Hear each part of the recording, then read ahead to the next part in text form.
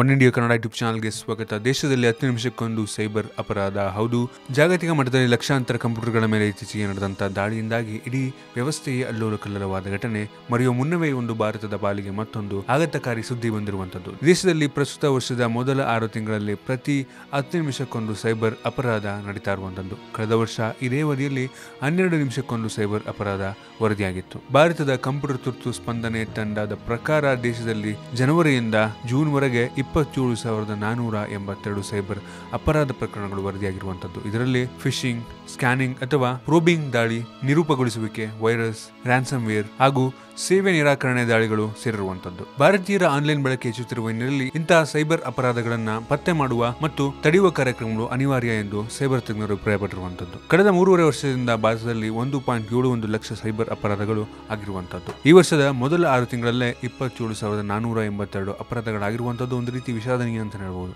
ಈ ವರ್ಷದ ಕೊನೆ ಒಳಗೆ ಈ ಒಂದು ಪ್ರಮಾಣ 50,000 ಗಡಿ ದಾಟುವಂತ ನಿರೀಕ್ಷೆ ಇರುವಂತದ್ದು. ನಿಮ್ಗೆ ಅನ್ಸುತ್ತಾ ನಮ್ಮ ಭಾರತ ದೇಶದಲ್ಲಿ ಪ್ರತಿ 10 ನಿಮಿಷಕ್ಕೊಂದು ಸೈಬರ್ ಅಪರಾಧ ಆಗ್ತಾ ಇರುವಂತದ್ದು? ನಿಮ್ಗೆ ಇದ್ರ ಬಗ್ಗೆ ಅನ್ಸುತ್ತೆ ಕಾಮೆಂಟ್ ತಿಳಿಸಿ. ವಿಡಿಯೋ ಇಷ್ಟ ಆಗಿದ್ರೆ ಲೈಕ್ ಮಾಡಿ, ಶೇರ್ ಮಾಡಿ. ಇದೇ ರೀತಿ ನಮ್ಮ ಬೇರೆ ಬೇರೆ ವಿಡಿಯೋಗಳಿಗೆ ಒನ್ ಇಂಡಿಯಾ ಕನ್ನಡ ಯೂಟ್ಯೂಬ್ ಚಾನಲ್ಗೆ ಸಬ್ಸ್ಕ್ರೈಬ್ ಮಾಡಿ. ಧನ್ಯವಾದ.